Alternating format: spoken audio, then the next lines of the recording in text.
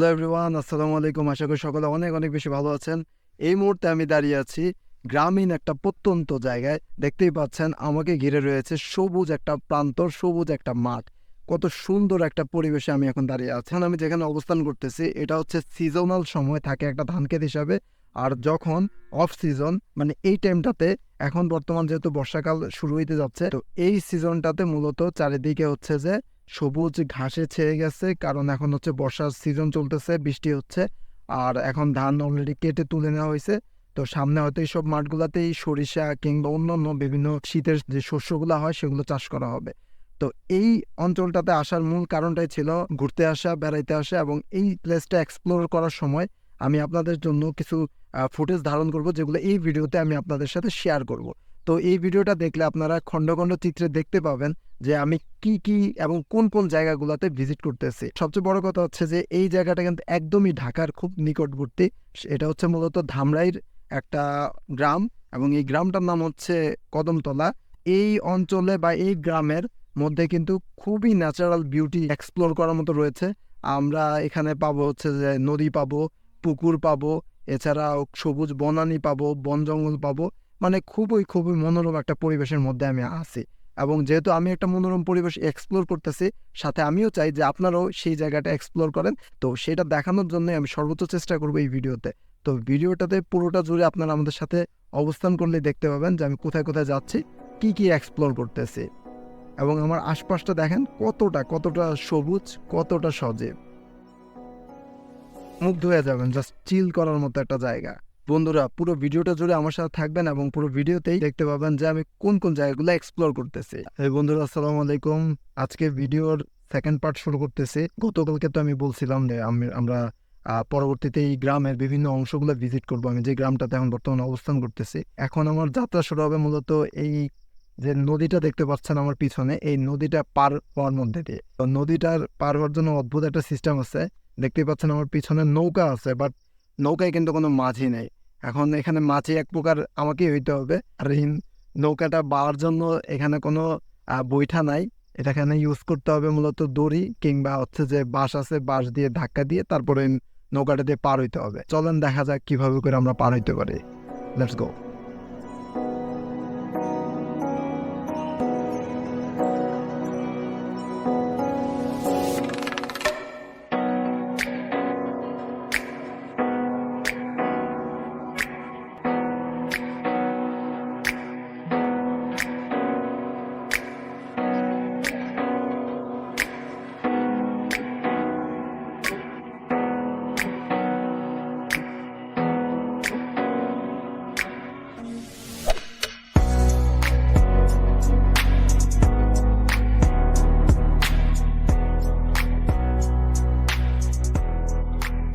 এই টেকনিকটা অ্যাপ্লাই করে আমারে করতে হইলো, নৌকাটার আগে ঘাটে আনতে হইলো, ঘাটে আনার পরে এখন হচ্ছে নৌকাটাতে উঠতে হবে আর কি।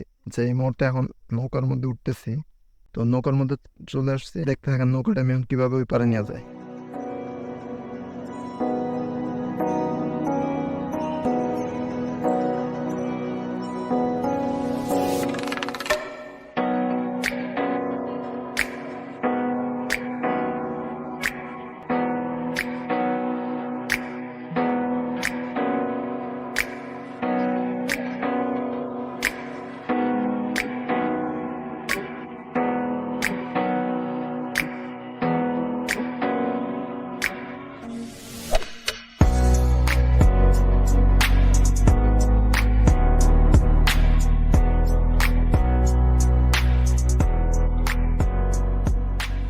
তো বন্ধুরা, ফাইনালি আমি নৌকাটা পার হয়ে চলে আসছি। আর হচ্ছে যে আমার এখন বর্তমানে যেই স্ট্যান্ডটাতে আমি অবস্থান করতেছি গ্রামের, এটা হচ্ছে অপোজিট সাইড। গতকালকে আমি ছিলাম ওই পারটাতে, আজকে আসছে হচ্ছে নদীর এই পারে। তো এইখান তো দেখতেই পাচ্ছেন নদীর পরিবেশটা কতটা চমৎকার, কতটা মনোরম ছিল নদীর চারদিকটা। আর আজকে আকাশের মেঘ কেটে গেছে, যেহেতু এখন বর্ষাকাল চলতেছে। বাট আকাশের মেঘ কেটে যাওয়াতে এখন অনেক সুন্দর, অনেক মানে অস্থির লাগতেছে চারপাশটা। আর নদীর এপারটা মূলত শাকসবজি চাষ করা থাকে। আমার পিছনে দেখতে পাচ্ছেন বিভিন্ন তিত করলা, করলার বিভিন্ন ধরনের গাছপালা আছে, মাচা করা আছে। এগুলোতে মূলত হচ্ছে যে সবজি চাষ করা হয় এই সাইডটাতে। আর ওই পাশটা হচ্ছে দক্ষিণ দিক। আর এখন আমি যেখানে অবস্থান করতেছি এটা হচ্ছে গ্রামের উত্তর দিক। এদিকে একটু গরম বেশি থাকে সামহাও। বাট হচ্ছে যে এই সাইডটাতে দেখতেই পাচ্ছেন আমার পিছনের পরিবেশটা কি চমৎকার, আকাশটা কি মনোরম, আকাশটা কতটা মানে নীল হয়ে আছে।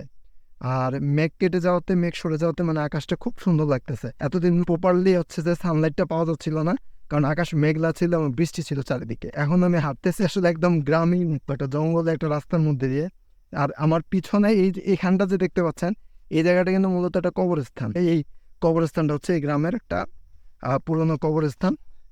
এই যে আমার পিছনে দেখতে পাচ্ছেন দুটো কবরগুলোকে হচ্ছে যে রক্ষা করার জন্য, সেভ করার জন্য, যাতে কবরগুলোতে শিয়াল বা অন্য কোনো প্রাণী এসে মাটি খুঁড়ে লাশ বের করতে না পারে, সে কারণে এখানে মূলত এইভাবে লোহা দিয়ে খাঁচা করে এই কবরগুলোকে সুরক্ষার ব্যবস্থা করা হয়েছে। নতুন কবরগুলো সাধারণত এইভাবে সুরক্ষা করা হয়। আর এই পিছনে যে যতটুকু ঝোপঝাড় দেখতেছে আসলে মূলত এখানে কবরস্থান, এই গ্রামের বড় কবরস্থান বলা হয় আর কি এটাকে। আমার ওই পিছনে আপনারা দেখতে পাচ্ছেন এখানে চমৎকার বিশাল বড় মাঠ দেখতে পাচ্ছেন। এই মাঠগুলোতে শীতকালে চারিদিকে শুধু সরিষার ফুল আর সরিষার ফুল, মানে হলুদিয়া হয়ে যায় আর কি চারিদিক। এখন আমার এই পিছনে দেখতে পাচ্ছেন সেই নদীটাকে, এই নদীটার কথা যদি বলে আমি যতটুকু জানতে পারছি, এই নদীটার আসলে যেহেতু প্রত্যন্ত গ্রাম, এইসব জায়গার কিন্তু প্রপার হিস্টোরিটা আসলে পাওয়া যায় না। গ্রামের বুজুর্গ বা মুরব্বী যারা আছে তাদের কাছ থেকে যতটুকু জানতে পারছি যে এই গ্রামের এই নদীটা কিন্তু একটা সময় খুবই খরস্রোতা ছিল। এই নদীতে প্রচুর স্রোত থাকতো, নদীটাও খুব ভরপুর থাকতো পানিতে। এই নদীতে নাকি তখন হচ্ছে বড় বড় বিভিন্ন মাছ পাওয়া যেত, ট্রলার চলতো, স্টিমার চলতো, এবং নদীটার ব্যাপ্তিও ছিল আরো পার জুড়ে, আরো বিস্তৃত ছিল নদীটা। বাট সময়ের সাথে সাথে এখন এই নদীটা এক প্রকার মরা নদীতে পরিণত হয়েছে। আর এখন যদি আমার ভাষায় বলি, এই নদীটা এক প্রকার সিজনাল নদী হয়ে গেছে। শুধুমাত্র বর্ষার সিজনের সময় এই নদীতে যদি আপনারা আসেন, তখনই আপনারা একমাত্র এই নদীটার মধ্যে দেখতে পাবেন যে পানি। তাছাড়া অন্য কোনো মুভমেন্টে কিন্তু এখানে পানি থাকে না, পুরো নদী শুকিয়ে যায়। এবং নদী শুকানোর সাথে সাথে এই পুরো স্থানটা দিয়ে যেন হাঁটা যায়, রীতিমতো হাঁটা যায়, গবাদি পশুরা এখানে ঘাস খায়, ওরকম একটা অবস্থা হয়ে যায়। আর এখন যেহেতু বর্ষার সিজন আসছে, নদীতে কিছুটা পানি আসছে দেখা যাচ্ছে, তবে এখনো পর্যাপ্ত পরিমাণে পানি হয় না। যখন বন্যা হয়ে থাকে সাধারণত, তখন নদী একদম দুকুল পুরো পানিতে ছেয়ে যায় এবং অন্যরকম একটা পরিবেশ তৈরি হয়। এবং তখন এখানে কিন্তু ছোটখাটো কিছু নৌকা দিয়ে পারাপারের ব্যবস্থা তৈরি হয়। আর যদিও এখন এই গ্রামের ওই পাশের অংশের মানুষ এদিকে যখন পার হয়, তখন তারা সাধারণত ওই দড়ি দিয়ে বাঁধা নৌকাটাকে ইউজ করে, এবং নৌকাটার দুইটা সাইডে হচ্ছে যে দড়ি বাঁধা থাকে। যে পার থেকে মানুষ আসবে সেই পার থেকে দড়িটা টেনে নৌকাটাকে পারে আনা হয়। এরপর নৌকায় উঠে আবার অন্য পারের দড়িটা টেনে তারা নদীর অন্য পারটাতে চলে যায়। তো এই হচ্ছে মূলত এখানকার একটা চমৎকার আপডেট। পিছন দেখতে পাচ্ছ কি গহীন, কি গভীর একটা মানে বনাঞ্চল আমার পিছনে। আর এই দিকটাতে খেয়াল করলে দেখবেন যে কত চমৎকার আকাশের অবস্থা, কি বলবো, পুরো সিনেমেটিক লাগতেছে। তো বন্ধুরা, এখন দেখতে পাচ্ছেন আমি একটা গ্রামীণ মসজিদের সামনে আসছি। আর এই মসজিদটা এখনো নির্মাণাধীন আছে, তারপর আমি আপনাদেরকে দেখানোর চেষ্টা করতেছি যে একটা গ্রাম অঞ্চলের গ্রামীণ পরিবেশের মধ্যে মসজিদটা।